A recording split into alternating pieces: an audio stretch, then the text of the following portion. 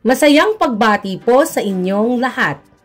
Ang paaralang elementarya ng Manggahan ay inaanyayahan ang bawat magulang na may anak na incoming kinder, grade 1, ALS, SNED, transferees at balik-aral na makibahagi sa early registration school year 2025 to 2026.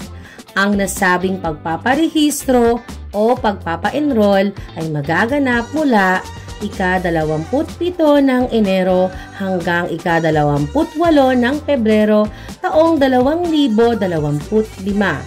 Ang itinakdang oras ay mula ika-7 ng umaga hanggang ika-4 ng hapon. Maaari lamang na pumunta po kayo sa paaralang elementarya ng Manggahan at dalhin ang photocopy ng PSA o NSO birth certificate ng inyong anak. Ang pag-aaral ay karapatan ng bawat bata, kaya naman halina at magpalista!